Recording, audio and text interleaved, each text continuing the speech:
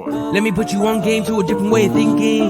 Black King, empower the youth to live the truth, got big dreams. Black King, all of my brothers that are for each other, that's how we know we. Black King, bringing more unity to community, yeah. Black King. Yes, you know what time it is. My name is Walter Watts, and welcome to another episode of King's Hour. You know the drill. I got my Kings with me. JoJo, talk to me. What's good? What's good? Oh, shit, I can't call it. Mook, where you at? What's going on, family? Oh, man, it's all love. It's all family. Now, look, this episode is going to be fire for you guys and for the listeners, so get ready for it. The topic for today is supporting student athletes. And it's a great topic to have, and even better when you have a great special guest on board. Now, this is the advocate, pro advocate. I mean, a one-stop shop. If you have questions or concerns, this is the man to go to.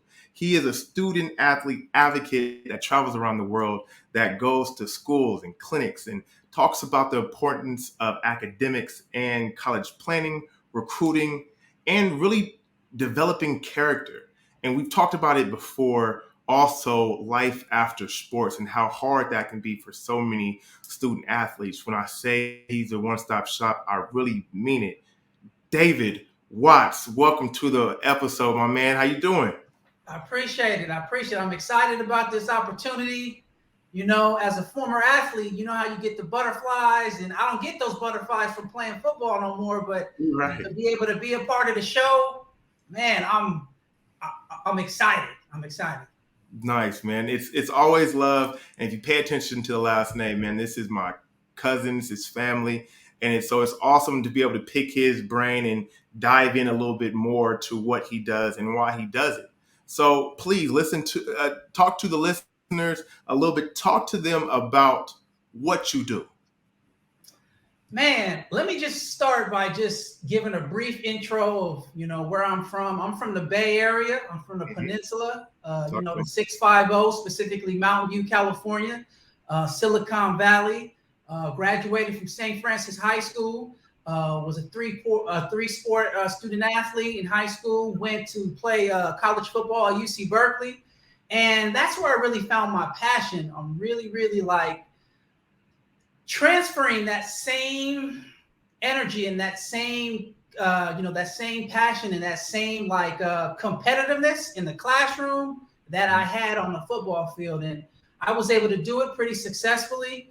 And, you know, when I was done playing football, I was trying to figure out a career, this, that, and the other. Eventually moved into education, and I found my gift. My passion is to work with young people, to really, you know, emphasize, being a student first and an athlete second. That's kind of my motto.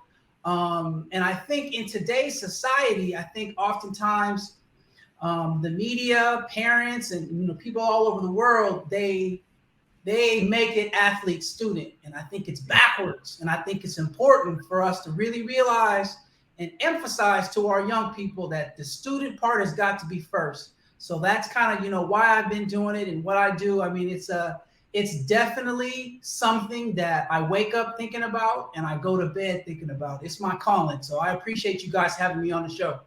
Most definitely. We see the passion when you do your episodes, when you're talking to your guests. So I think that's why we wanted you on here, because it's true passion and we can see that. Also for the listeners, David, man, he went to Cal Berkeley, played football there. He not only got his bachelor's, but he got his master's as well. So when he's talking about academics and being a student athlete and student first, like he truly took that to heart. So even with that, that's not normal. We were talking a little bit off air a little bit. How did you make being a student first a priority? Because for a majority of us, it was always athlete first, like you just said. Man, I think it first started in high school, man. I went to a high school, like I said, in the Bay Area that had a strong tradition of winning. And it was a high school that was predominantly white high school. And right away, I sort of figured out like, man, I felt like I was in college before college. And, you know, it was something that I knew it was going to prepare me. And, you know, there was a lot of accolades, a lot of individual success, a lot of team success. But when I look back on my high school years, man, what means the most to me are two things. And I always mention this when I speak to young people is in 4 years, I missed 0 days of classes. 0 days in 4 years. Because hold on. Say that again. Say that again. Yes. It meant something to me because I realized that if I missed any days, I was going to fall behind. And I knew that I wasn't the smartest, but I also knew that there were very few people that worked harder than me. All right. So the second thing that I take a lot of pride in is the fact that in 4 years at a college preparatory high school, I did not get a grade lower than a B minus. Damn. And this was important to me. This was important to me because, I was a first time, going into college. I was going to be a first generation, college, student. It was important to me. I come from, like I said, the Bay Area, but on my father's side, there wasn't a lot of, academics weren't necessarily emphasized, and my mother's side as well. So being able to be like one of the first and put on my family, for my family on the academic side and the athletic side was something that I felt like had never been done before in my family. So I'm all about trying to be the first. So that's pretty much where it came from. You got to be in Spanish too? Say what? You got to be in Spanish too? You might have got 1 C in Spanish. You didn't. No, bro. No. My lowest grade was a B minus, second semester, senior year in physics. And you get that senioritis. You know what I'm saying? I was just going to say, them dark days, the senior days. Eddie didn't miss a day during them days either? Yeah. And it wasn't easy. It wasn't easy. It was a situation where back in the day, in the early 90s, it was a private school. I had to work to pay off my tuition, and it was hard. It was hard. And, there was a lot of sacrifices that had to be made. But I feel like my experience at that college prep parochial school definitely helped prepare me for college. And it definitely helped prepare me for the real world because being in a predominantly white space, like it prepared me to like be one of the very few.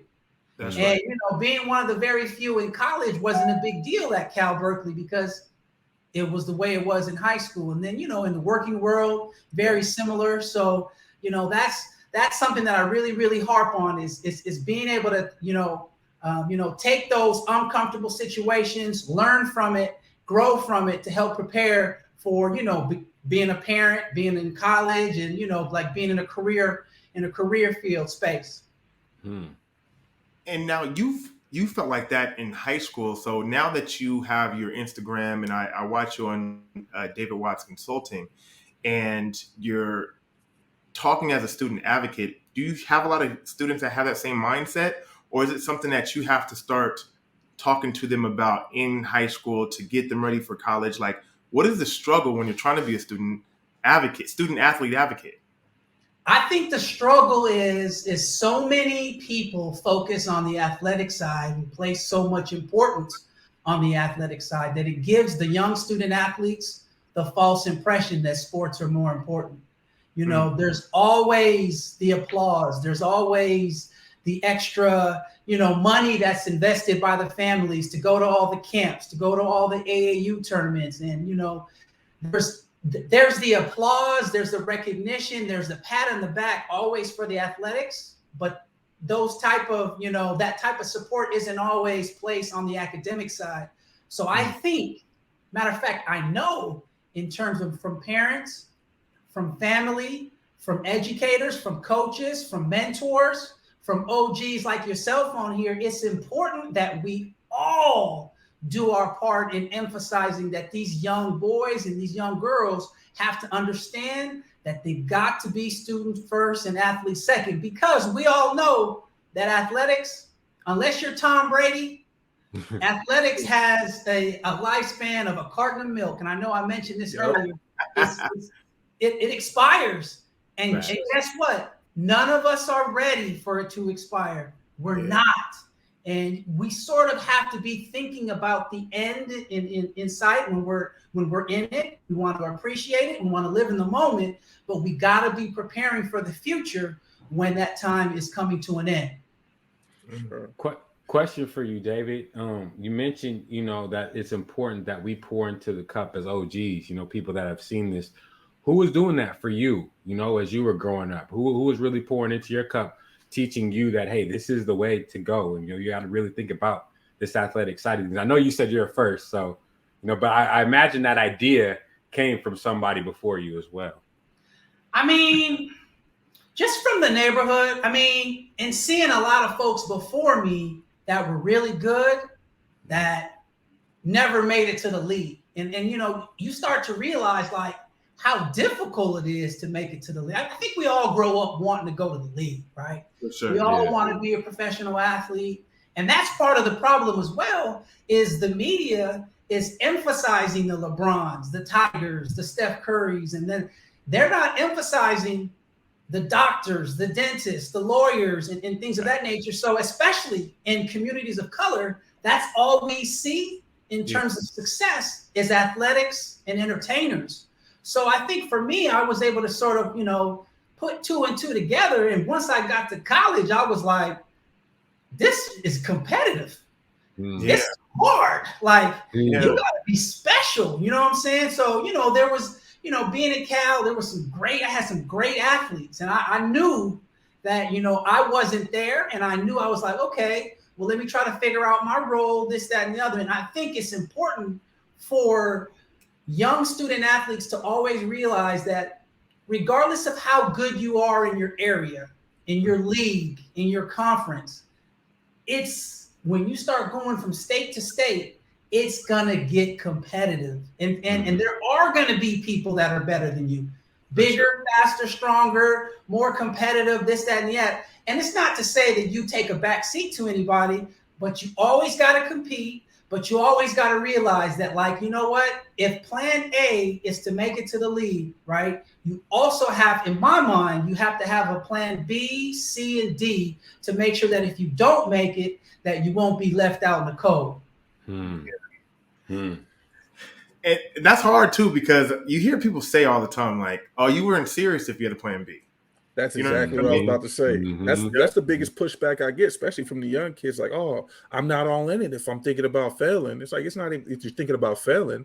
I'm telling you from experience, if you don't have an idea, if you don't even have an idea of what you're going to do if it doesn't work, it's going to be bad on you mentally. Yeah. And what I like to tell young people is think about it not as if it doesn't work. Think about it on focusing on, or at least thinking about, B, C, and D is think about it in terms of what am I going to do after it does work, when it's done. I like that. I think that's important. I think that because I think what that does is that puts them in a different mindset. You can still be all in, right? You can still be all in and have your goals and this, that, and the other. But for those individuals, you want to be thinking about what's next. You know what I'm saying? That's so important. At the same time, living in the moment and appreciating, your experiences and this, that, and the other. But you always got to be thinking about what's next, because realistically, we're all one injury away, one cut away from not playing again. And I think it's important to sort of realize that. Yeah, I know. I completely agree.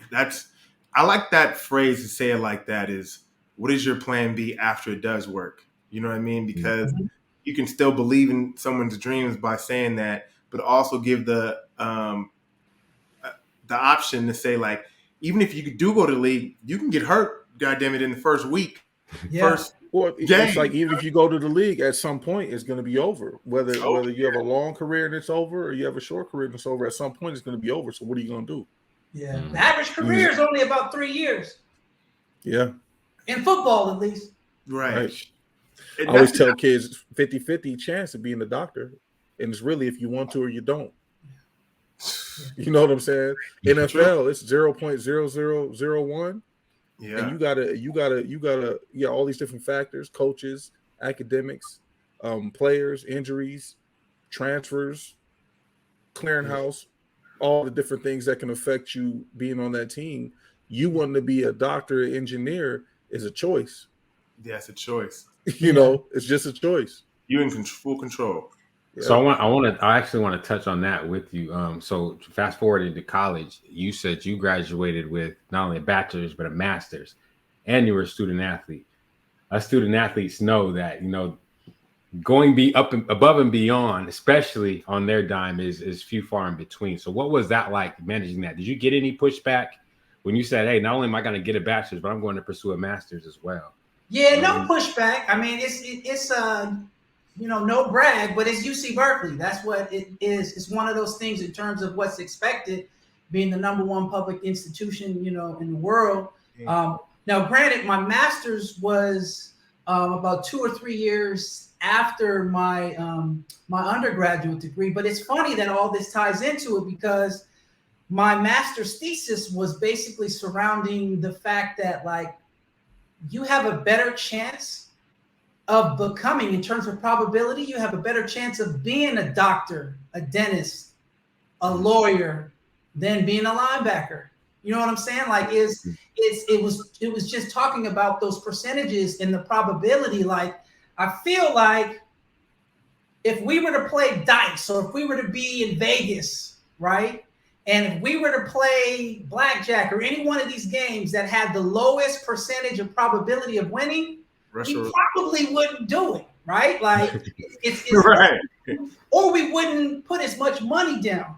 Yeah. Right? And I feel like it's sort of flipped in life, especially in communities of color, where we know, or we should know, our young people should know, that the probabilities are so low. But to me, there's an overinvestment.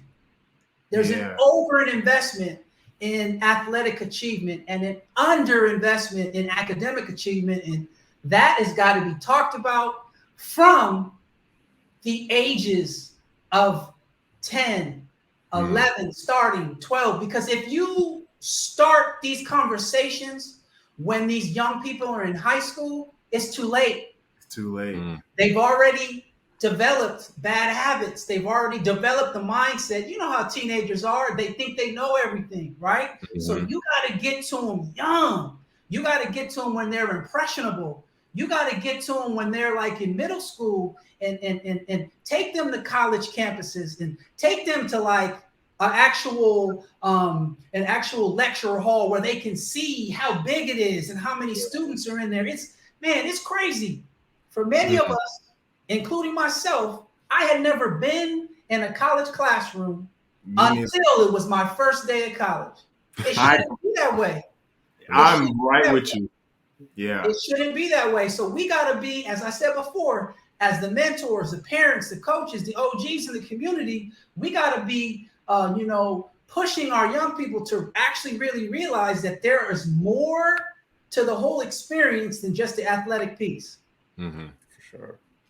Do you think that's more visual, like you said? Because correct me if I'm wrong, if it is just our culture that's pushing it like this, you know what I mean? Like, other races are going to the colleges and just doing college recruits and looking at the classes and doing the small things, but sometimes it's visual. So if you're only watching TV and you're only seeing athletes and on commercials and stuff like that, it's an easy influence. So do you think that's truly the key?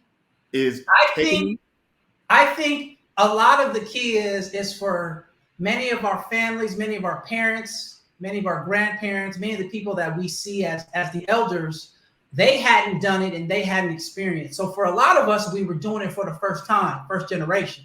Right. And I think when we raise our children, it's so important for us to flip the script and be intentional about the fact that, like, there's an expectation that this is what you're going to do.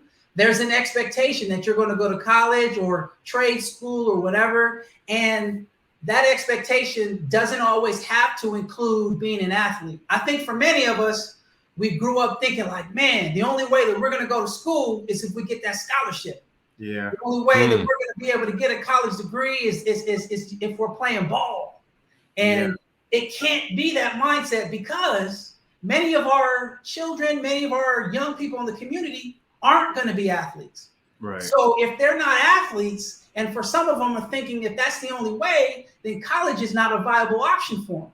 So that's why the game has to be flipped.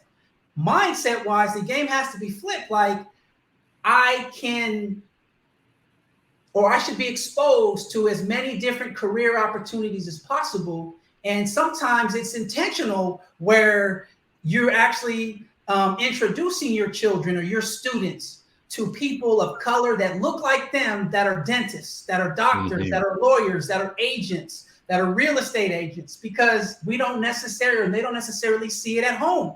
Yeah. And they definitely don't see it in social media, and they definitely don't see it on television, that it needs to be like more commonplace for us to surround our young people with a limitless, and to not let them grow up thinking that like we're in a box. And that box can't just be athletics and entertainment. We gotta, we gotta eradicate that. Yeah, I'm with you.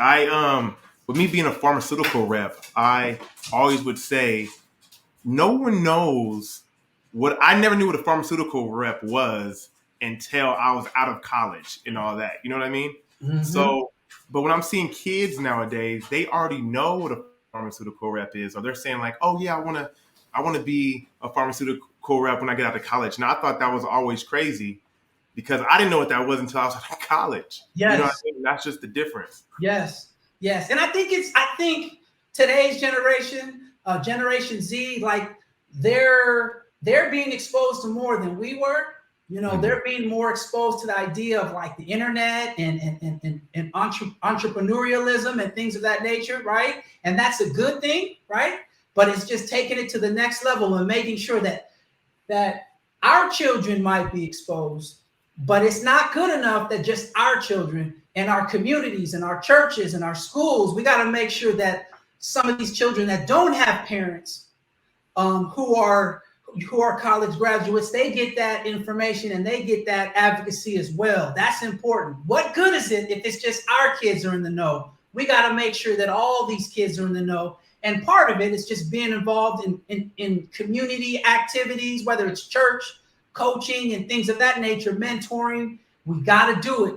Because if we don't do it, ain't nobody going to do it. Ain't nobody going to do it. That's interesting, man, because I'm listening to you and just really thinking about, the day and age that we're in. And you and I, we came up in different spaces where we didn't have social media. We didn't have that influence, and now thinking about student athletes today, and then even thinking about NIL deals. And not taking the entertainment route out, but that's right in front of you. Like, how do you prepare differently knowing that that's in front of you? Whew. If that makes sense. I know that's a heavy one, because I was thinking, I'm like, I want to prepare my son for what's ahead of him, but then what's in front of you also is these NIL deals and being that person that's on social media and getting that source of entertainment, being that entertainment versus being that doctor. But what are you seeing being in this field? I think it's got to be intentional. And like I said, I think it's important as parents that we find mentors for our kids that are outside the athletic realm. Mm-hmm. I think it's important that we involve our young people in enrichment opportunities where they're learning about their culture, where they're traveling, where they're learning about other people's cultures, because the more they can learn and sort of see, take those blinders off and sort of see like, whoa, this is what it really is, then the more they're going to know, like, I don't want to be in this box. I need to be an outside the box thinker. But the more they live in this box and this box only, then it's just going to be the same thing. So we got to be intentional with who we bring our children around. And I think it's important because oftentimes as parents, they don't listen to us, right? They hear us as like nagging. They hear us as like, oh, that's just mom or dad, right? But we oftentimes need to get these people who they respect, their coaches or their trainers or just people who in the community that they know that have done and gone to big things. We got to get them in alignment with what we're saying, because if they're saying the same things that we're saying as parents, then the kids will buy into it a lot quicker. Yeah. That's a headache, ain't it? Well, 'cause I don't have no kids, but even just dealing with my big-headed brother, you can tell them all day, but it take one other person outside to be like, oh yeah, that makes sense. Saying the exact same thing. Yeah, and it's so true. It's so true. And that's the reason why I do what I do. Because oftentimes when I go and speak at a camp, clinic, at a high school, whatever, I oftentimes want to hear what the messages, what the coaches are saying, what the program involves, this, that, and the other. And I'm always in unison of what they're saying and talking about academics, character, being a servant leader, things of that nature. And you always hear from coaches and parents like, yo, we say the same thing, but it goes one ear and out the other. But when somebody else comes in like yourself, they buy into it, they get it. And I think it's natural for teenagers to tune out the person that they're with and that they see all the time. And it's true. And that's why it's got to be intentional. You got to bring people who they don't necessarily see all the time, but who they do respect to be in alignment. And I feel like that's the key.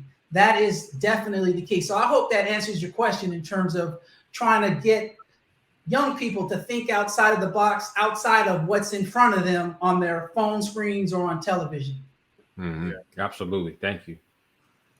And then I wanted to even go, because you talked about characteristics and things like developing character. And this was something that we've also talked about as well. We're in a different limelight when NIL deals are prevalent out here with these student athletes and stuff like that. And we've never dealt with that because, we could never get paid with NCAA rules and stuff like that. But how have you seen that change the dynamic of student athletes when it comes to character and how they carry themselves and really embracing this? Let me start by saying this. I don't like crapping on anybody, but I feel like NIL is a good thing, right? I feel like, for the longest time, we were, indentured servants, so to speak, right? But I feel like with the NIL and with the internet and with the, all the social media stuff, that oftentimes our young people are so focused on likes and followers and offers and things that don't matter, that they sort of lose focus on what really matters in the development, right? The character, the long-term thinking versus the short-term thinking, right? So we got a lot of young people that really focus on the wrong things, especially when it's choosing a college, right? And so there's no wonder why our transfer portals are so high, because a lot of our young people are choosing schools based off the wrong reasons, like uniforms, like being on TV all the time, like national championships and things of that nature, when they should be really focusing on where can I go to be developed? Where can I go where the value of a college degree is going to be higher than the other? Where can I go where a college or a university is going to help prepare me, for the real working world? Where can I go where I'm going to be encouraged to study a major? And this is a big one. Talk to him. To study a major that I can actually get a good job from. Because we all know that all these colleges, what they do is they generally like to communications, put their student athletes, it's called academic herding, and it happens all over. They like to put their student athletes in majors and encourage them to take majors that where the student athletes won't struggle and where they won't have to technically work as hard. But oftentimes these easy majors are majors where our student athletes are going to have a hard time getting work experience and get a hard time getting a job after, that graduation. So it's important for us, for parents, for teachers, for coaches to sort of really open the eyes of young people when they're choosing a college. It's important for them to probably think about what are the 20 to 25 different factors that are most important. Because I talked to you about this before. Choosing a college is not a 4-year decision. It's a 40-year decision. We talked about that. It's a 40-year decision. So long-term versus short-term has got to be the mindset. And, I know these NIL deals and the money and the internet fame, this, that, and the other. Like, but guess what? You go to these schools with the NIL money and, you know, with all the fame and this, that, and the other, chances are it's going to be competitive as all get out because everybody else wants to get paid too. Right. So if you're playing a position that only one person can play at a time, like a quarterback, right? We got a lot of these quarterbacks going to one school that everybody else is going to, Texas, for example, right? Okay. Imagine all the 4 or 5 star quarterbacks that are on the Texas roster, and once they heard that Arch Manning is going to be at Texas next year, do they really think that? I mean, think about this, right? I mean, think about this. So yeah. I'm not saying duck competition, but what I'm saying is you want to go to a program that is going to recruit to develop, not recruit to replace. Ooh. That's important because there's too many guys in the portal that go to a school and they get out recruited, and 2 or 3 years into it, they're like, dang, maybe I should have went to San Diego State instead of USC. Maybe I should have went to Bowling Green where I could have been a 4-year starter and not only got an undergraduate degree, but get a master's degree in a specific field that I want to do rather than go to some big university where they're going to sort of herd me into an American studies major or a communications major or a physical education major. We got to know the game. We got to know the game. That's huge because when you're talking about this NILs and stuff like that, it's becoming a game now, and we can't get played. So yeah. I think it's huge that you gotta start paying attention to the schools. And you're right. There's too many kids in the transfer portal, and it's probably because of small decisions that they made, like you said, jerseys or just the location. But how do you, as a student, like athlete, how do you decide what are some of the most important things to choose on why you go to a college? Like what college is like a great college to have a degree at, other than like, you know, a Stanford or a USC? Like, how do you know this? I think it's important that you and your team, which is you, your parents, your coaches, your mentors, and whoever, you sort of really sit down and think about your options, right? And you sort of want to think about, and I have this, I'll share this with you guys. It's a college decision matrix where you're really weighing what is important to you as a student athlete, and you're sort of weighing in terms of how each college fits that, you know? So if location, if proximity to your home is a big thing, right? You know, that might get an extra bump. If the value of a college degree is very important to you, that should be important. One of the things that I feel like is the most important that hardly ever gets done is, as prospective student athletes, it's important that you talk to not only student athletes that are currently on the team, not only the starters, but you should be talking to the walk-ons as well. I think it's important for you to sort of really understand, like, what is this coaching staff like? Are they fair? Do they, you know, is every year like they're recruiting people to replace or develop and this, that, and the other? It's important that you also talk to regular students who aren't student athletes. It's important that you also talk to alums. And that's why the good thing about social media, like, is so important, is you can find out who these people are. If there was a young person that I knew was thinking about going to Salt Lake City to play for the University of Utah, I would encourage them to speak to you, brothers, about your experience before they sign that letter of intent, because it's important. Because real recognizes real. And oftentimes the folks that know the best are the folks that have been there and done that before. So that is very important. That's huge. I didn't even think about that. That's really big. That's because they're gonna tell you the truth. Yeah, they're gonna tell you the truth. There's a couple. They're gonna tell you the good, the bad, and the ugly. Because it's like it's not in it. It's honestly not in a coach or a school's best interest to keep it that real with you. Yeah, you know what I'm saying. They have an agenda, and it's not the same agenda as yours. Yes. You know, or what the same agenda as what your agenda should be. Like you said, Yes. it should be academics. It should be your future. That is not their agenda. Their agenda is keeping their jobs and winning these games. Yes. That's really what it is. And yes. if you look at it, I remember when I was a kid, my parents were like, this is a business. This is a business. These dudes got jobs. You know, it has nothing to do with they want to win. That's it.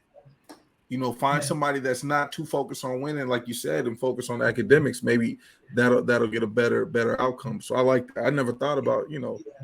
One of the things that I think is super, super important is I'd be worried about a university or a college that had a lot of 4 or 5 stars at my position, or, you know, on a particular, because what's important is these coaches know, a lot of them know that only one or a few of the players are going to play at a time. Right. So when these coaches are bringing in their recruiting classes, they already know that, like, I'm getting these guys in there, and my intention is to find the best of the best, but also my intention is to have a lot of depth, but also I want to get the best guys on my roster so they're not on other people's roster. For sure. So these coaches are recruiting to get the best players with the intention, knowing that not everybody's going to play, and you got to know that. You got to know that before you sign to go to Alabama or Oregon or any of these other universities. Like, are you a dog? Are you really a dog? And have you faced real competition? Like, are you ready? Because if you aren't, it doesn't even have to be your fault.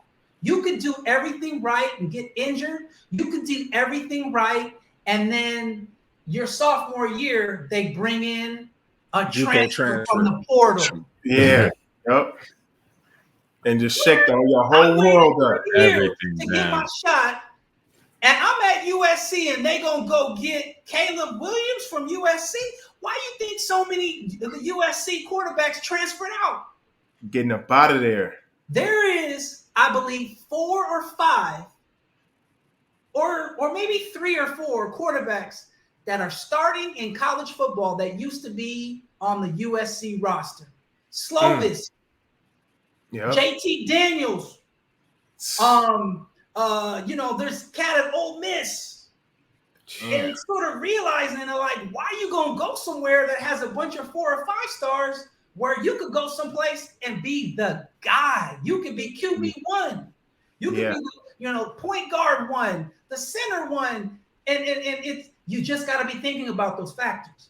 Yeah. And you got to know there's so many more schools than just the ones you see. Man, that's one thing I didn't, like, I knew it, but it didn't become a reality for me till I got in there. It's like, there's so many schools.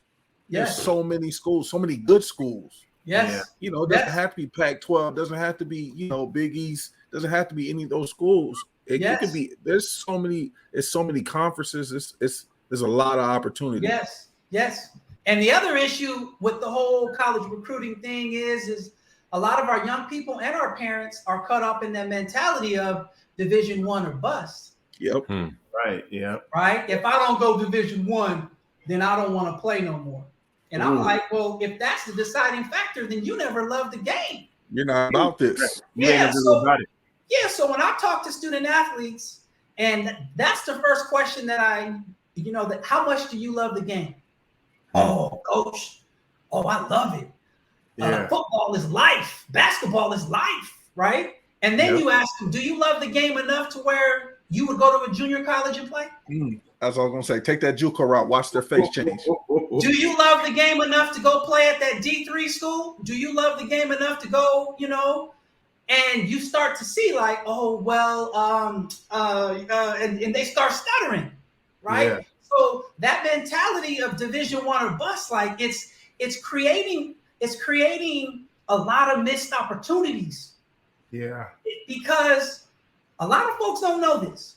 Talk to them then. But at the Division I level, if you're on scholarship, only 6 sports have to give you a full scholarship. If you're on scholarship, only 6. Football, men's and women's basketball, women's tennis, women's volleyball, and women's gymnastics. Damn. That's 6 sports where if you're on scholarship, it has to be a full. Now, cross country, track and field, baseball, most of the scholarships are partial. Right. So it's important for our young people to realize that, like, when such and such is on a wrestling scholarship from their church or from their community, in most cases, it's not full. Yeah. It's generally a quarter. It's generally tuition and books or this, that, and the other. Now, if you're really, really good, then it probably will be as close as full as possible. But in most cases, it's partial scholarships. So what most people don't realize is a partial scholarship that's only going to get you 25% at a University of Minnesota. You could go to a D2 or a D3 school. Let's just say D3, for example, where D3s don't give athletic scholarships. Okay. But you could go to a D3 school, and the D3 opportunity with academic, aid, financial aid, where your financial package is going to be much better than a 25%. So you could go to a smaller school where you'll get it damn near free, debt free, rather than want to just go to the University of Minnesota. So you got to be smart. So there are so many opportunities in college football, Division I, Division II, Division III, NAIA. Yes. NAIA, yeah. Yes, NAIA. I believe there's almost like 900 different possibilities to play college football. Basketball is even more. Yeah. Because it's easier to field the basketball team, and more of these colleges have basketball teams. So it's important for you to realize that when you're looking at colleges, when you're in middle school and you start to see, like, where do I want to go? Start with the schools that are close to you and don't just focus on the major ones that are on TV, right? If you're in the Bay Area, focus on Cal State Hayward, focus on UC Davis. If you're in LA, focus on Long Beach State. Some of these smaller schools, because these smaller schools oftentimes will give you more money. And that is the name of the game, being debt-free as an adult. Hell yeah. Ooh. Question for you, because I think that, again, I'm just thinking for the audience, and I've been of the mind of thinking that, like, if I'm going to go to a scholar, or if I'm going to go to a big organization, I want a big name, because you just said my college follows me for 40 years. So would that help me going to getting that 25% partial versus like a D3 school, knowing that, that big name of Florida State or something like that might stand out quite a bit for alumni reasons and things of that nature? Like, where does that come into play? Well, in today's time, I think it's all about experience, and it's all about, like, trying to get as much as debt-free as possible. But I believe for a lot of young people, they got the game flipped and sort of backwards. I think they focus so much on going for the big name in undergrad that they spend so much money and they get into so much debt that when it's time to apply for graduate school and to have money, they can't afford to go to graduate school. So the key is to get that undergraduate degree. And if it happens to be a small school, all right, then that's fine. Find the best package for you, find the best fit. But I believe it's better to have the big name on your resume for a graduate program than an undergraduate program. Yeah, for sure. And if you're a student athlete, from personal experience, in most cases, student athletes who go to graduate school do better as graduate students because they have more time to do it, because they're not balancing both academics and athletics. So for me, I was working, but it still wasn't as bad. I was able to do better. I was able to, like, really enjoy my experience in graduate school, take classes that I really cared about because it was a specific focus. And I just think it's important. You appreciate it more because you're really able to learn and not, like, be half a student because of your priority of the demand, right? Yeah. And that's the other thing. When you're a Division I athlete at a major program, it's a lot of demand. Heck yeah. A lot of our young people don't understand. A lot of our young people like complain and balk at working hard in high school. The high school is easy. Right. So easy. We used to talk all the time. It was like, man, if I could just play sports and go to school, or no, we used to always say, if I could just go to school, man, this would be a piece of cake. So if I didn't have to play football and run these gassers and 5 a.m. every day. Yeah, if I could just go to school.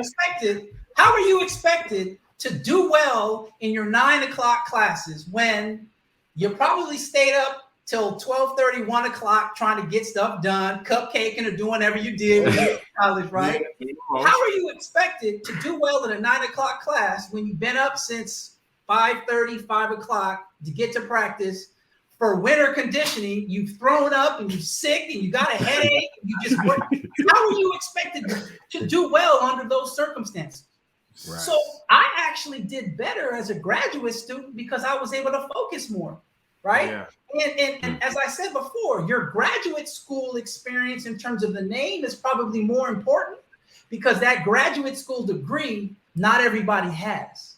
Right. Yeah. Right. Most people will have an undergraduate degree. So if I'm trying to focus on a big name, on an Ivy League school or a Harvard or a Stanford or a USC or whatever, if I don't want to break the bank in undergrad, I can save a little money, go to a smaller school with a better package, and then get that degree at an advanced degree, and it's going to help me out probably better in terms of career because I'm more ready to learn, I'm more ready to grow, I'm more ready to connect at that age as being a little older. That's smart. That's super smart, and it really comes down to, and we talked about it before, is just knowing yourself, knowing what you want to do. Understanding the game. And you said it before, it's like a lot of the times that these student athletes just don't have their identity yet. They don't know what they want to major in. They don't know what colleges to even think about. And you talk about staying local first. So talk about just the identity factor, because that also plays in life after sports. Yes. So talk to me about the struggles you've seen with students and just knowing themselves. This is huge. Identity is something that I really, really focus on. And I really like when I'm working with student athletes, it's important that they know, especially if they're big and tall, like it's important for them to know. And for us who've been through it, it's important for us to never, ever, when we're meeting them or when we're approaching them, to never assume that they're an athlete. So what I like to do is I like to flip the script. I see a young brother who happens to be 6'8", 300-something pounds. I'm asking them what majors he's in. I'm asking them, are you in law school or this, that, and the other? Because they need to be affirmed for being smart, not just the muscle. Not just the muscle. So in terms of, remind me your question again. I'm talking about the identity aspect. Yes. It's important for them, and LeBron phrased it perfect, more than an athlete. Many of our young people grow up when they're asked who they are. The first thing that they come out is, I'm a basketball player. I'm a football player. I'm a baseball player. And it's important for us to eradicate that mindset and reprogram that mindset for them to understand that athletics are what you do. It's not who you are. Yeah. And for many of our young people, it stems from the overemphasis. I know we talked about that with families and community, but it's important for us to be a part of that reprogramming to let them know that in terms of being a whole person, right? They're students, they're athletes, right? They're Christians, they're servants. You know, there's a variety of things. Like their identity is, it might be culturally, right? Like it could be, for me, I'm half Black and I'm half Mexican, and I take pride in that. You know what I'm saying? So I would never say I'm an athlete. I would say that that's part of it, but I'm proud to say I'm a Blaxican. And I think it's important. Right? It's important for our young people to have multiple identities so they don't just get fixed on that one. Because if that one identity is ever taken away, then that's when depression kicks in. That's when like these midlife crisis and things of that nature. So this is important. Our young people need to be hearing these messages at middle school, definitely in high school, right? Like, you're more than an athlete. You're a leader, right? You're a connector. You're a servant. You're a Christian. You know, you're an African American. And a lot of it ties into, I thought we talked about it before, is them knowing who they are, where they come from. And that's so important. That's so important. Like, it didn't really kick in for me until, I'm gonna be honest. Talk to me. The first book that I read from cover to cover was in college. Oh, shit. Me too. The first book I read because I didn't like reading. I wasn't encouraged to read. So I remember the first book that I read was in summer camp. We were at Turlock, and this is probably like 1998. And, you know, I brought a book, and that book was the autobiography of Malcolm X. Hey. I read it, and it changed my life. Because I had seen the movie, right? The movie came out in 92. I was a freshman at the time, and I was like, ooh. And that was when everybody was like this, wearing an X on their hat and this, that, and the other. But it really wasn't until I was ready, I was more mature to sort of see, I'm like, man, this is how we being played. Like, and it's that inner Malcolm. And you start learning about your people and your accomplishments and what we've overcome, that it's like the more you know about your history and the more you know about how your ancestors overcame adversity, it gives you no excuse to not overcome your adversity. No. Talk to him. I like that, man. I like that, because we've talked to a lot of people.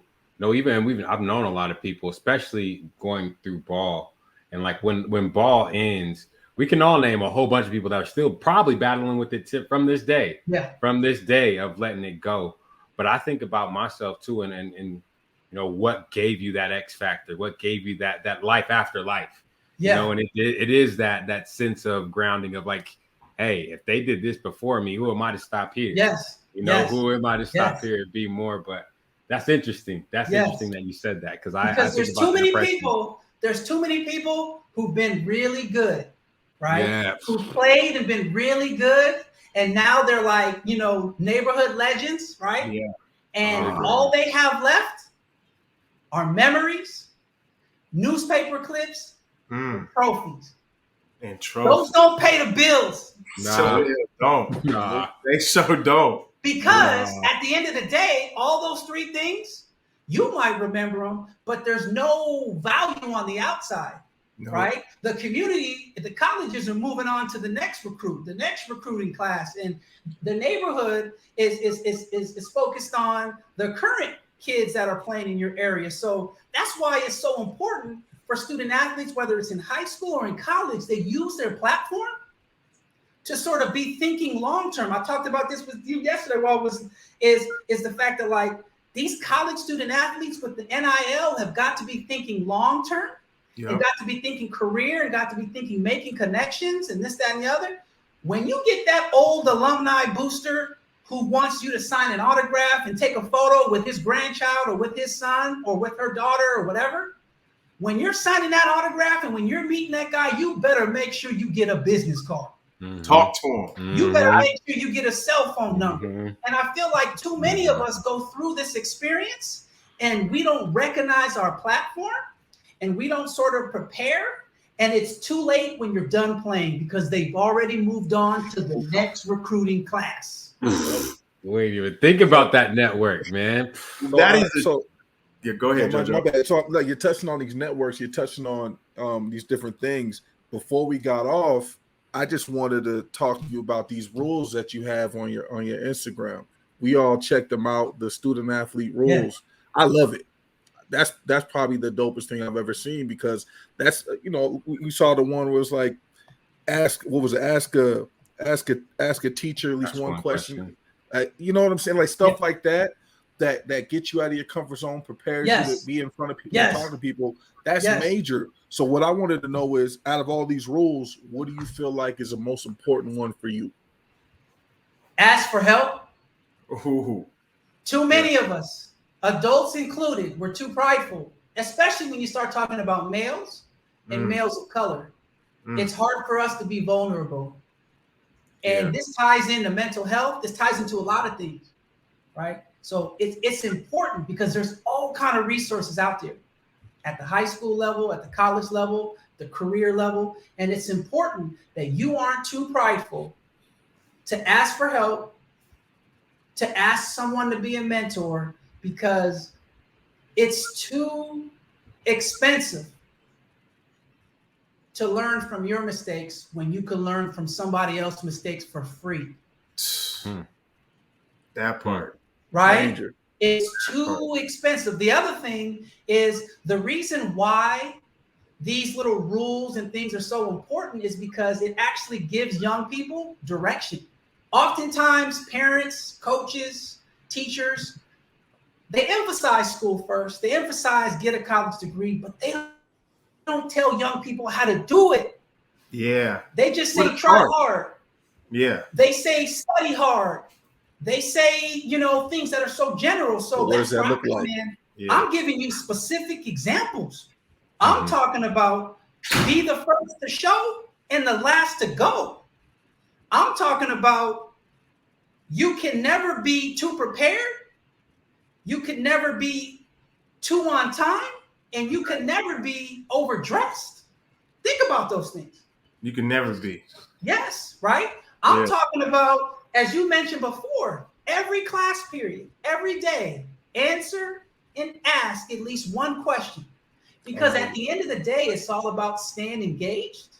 And if your teacher knows that you care and you've developed a relationship with your teacher, generally speaking, the better relationship that you have with your teacher, the better your grade will be.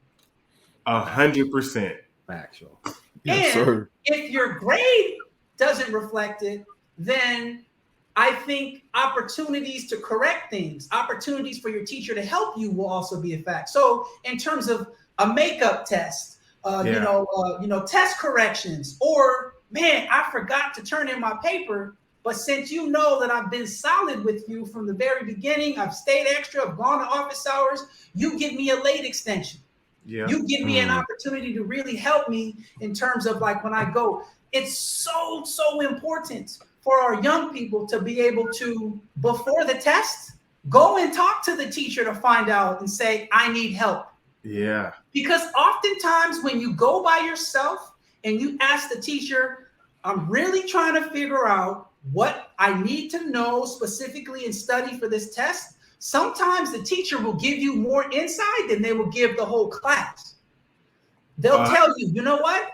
You don't need to focus on this. I want you to focus on this. Yeah. Right? They'll tell you, like, I want you to pay particular attention to this chapter because they know the test. They created the test. They know what's on the test. Yeah. But if you didn't go and do your intel, if you didn't go and do your pre-gaming like you would do when you're studying film, if you didn't do the work before, then you're going into that test cold. Blind.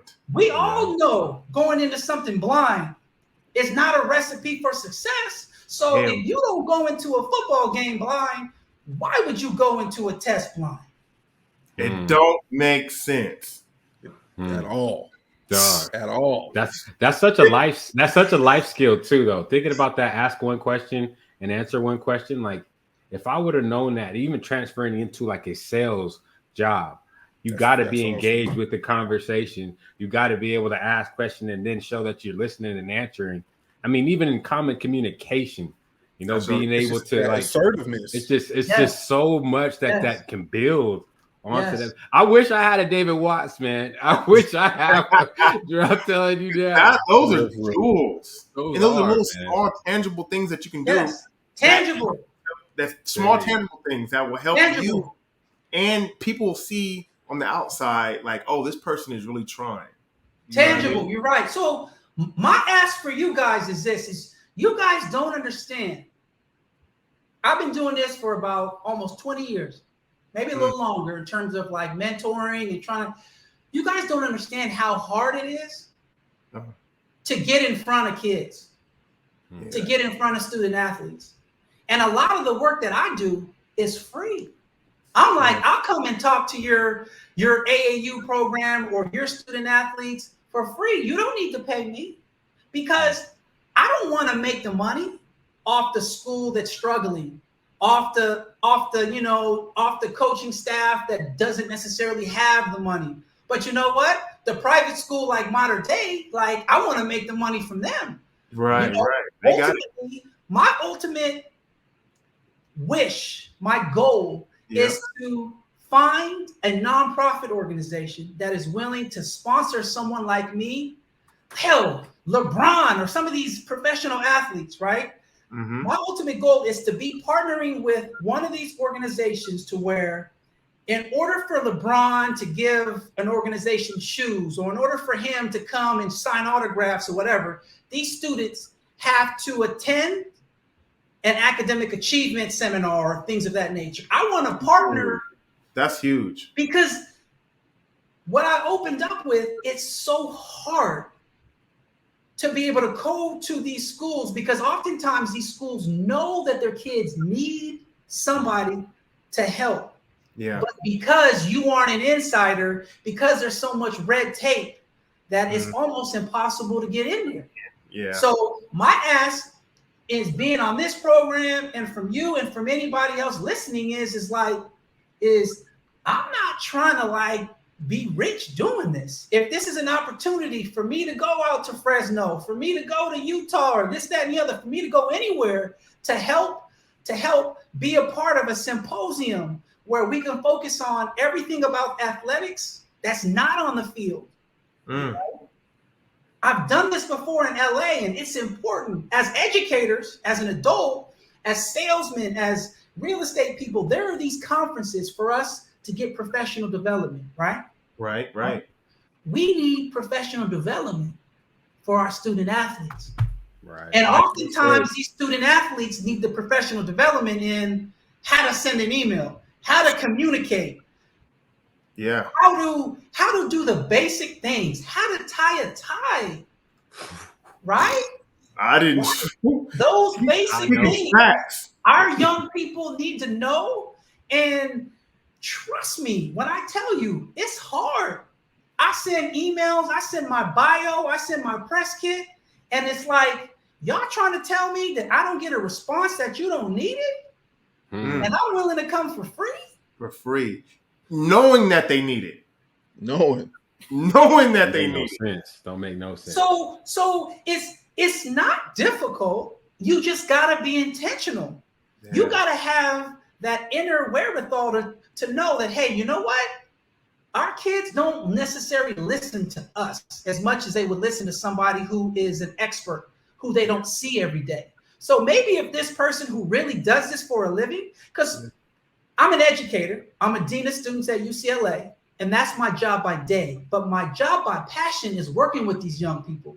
And I know that if I can be in alignment with what these coaches, with what these administrators and educators are saying and preaching to these kids, they're going to get it.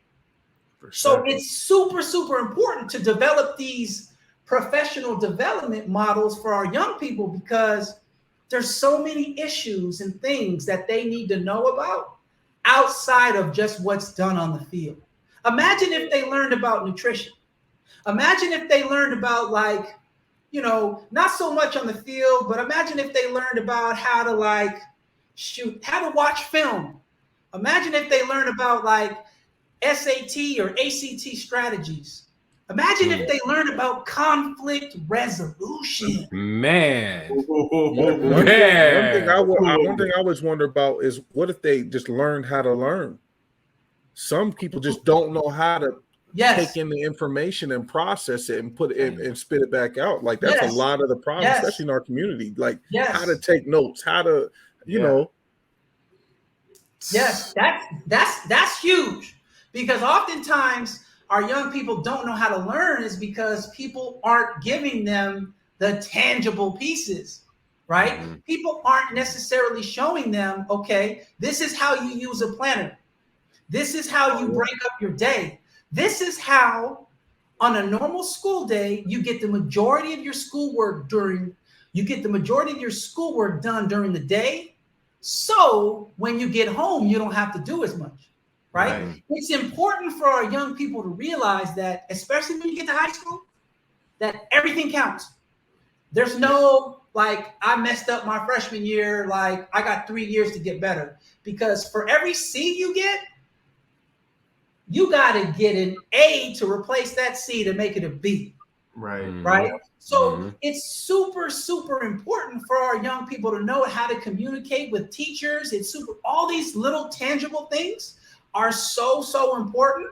And like, just going back to like the conflict resolution, how many times have each of us been in a situation where if things could have went one simple way, we wouldn't have got in trouble. We wouldn't have got in that squabble. The best way I can think about this, fellas, and I know I'm long-winded, but I remember when I was in college, 1997, 98, 99, we used to do Scared Straight programs at San Quentin, and we used to get credit for that. So we used to go to San Quentin. Scariest thing in my life, I swear to God, it was because they didn't know if we were the actual kids or if we were the mentors.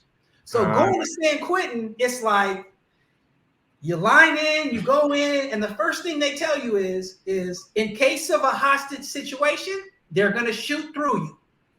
What? Yes. Yes. Yes. So listen. I'm just painting the picture. You right? find it.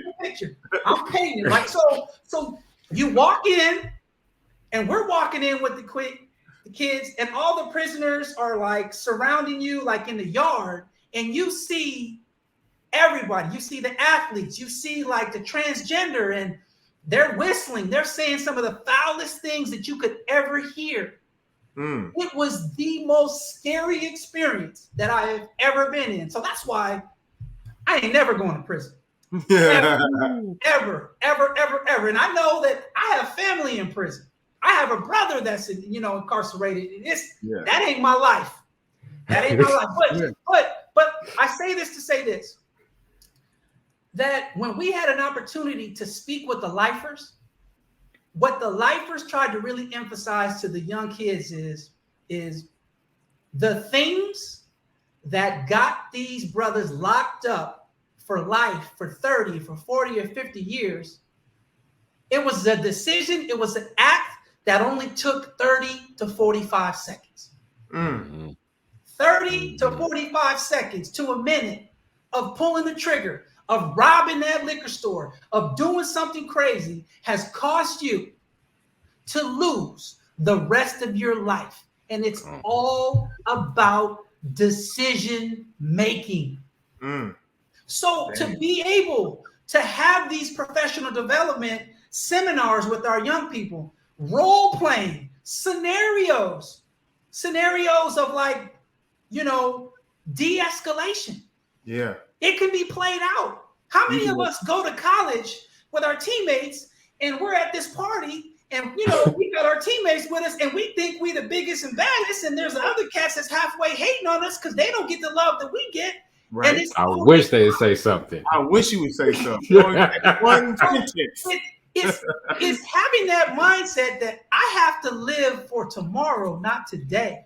And if it takes me walking away, if it takes me being considered like, I'm going to let this slide. Yeah.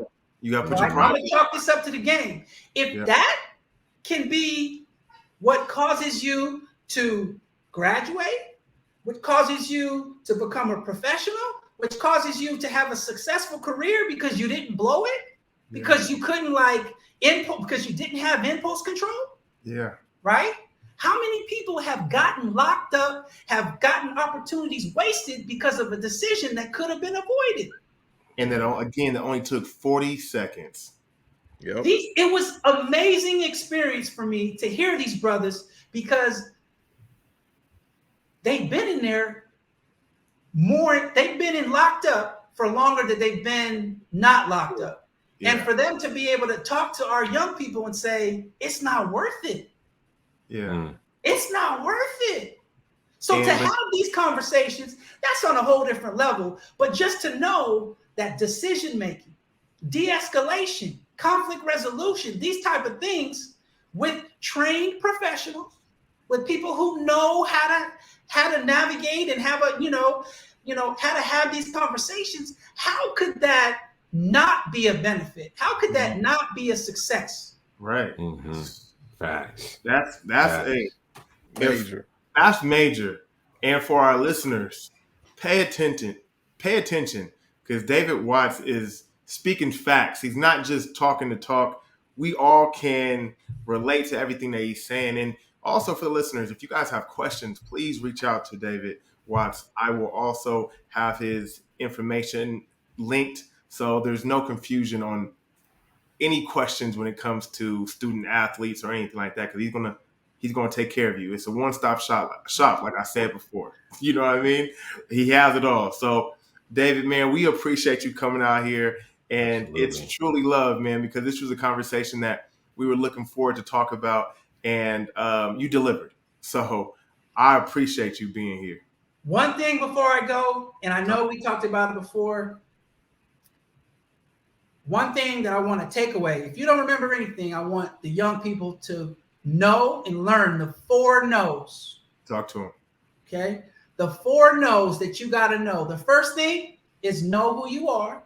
Yep. The second thing is know where you want to go. Mm-hmm. The third thing is know how to get there. Yeah. And the fourth thing is know who's going to help you get there. Ooh. Those 4 things, in terms of life preparation, in terms of finding your passion, in terms of finding out who you are so, so important. The 4 no's, once again, know who you are, know where you want to go, know how to get there, and know who's going to help you get there.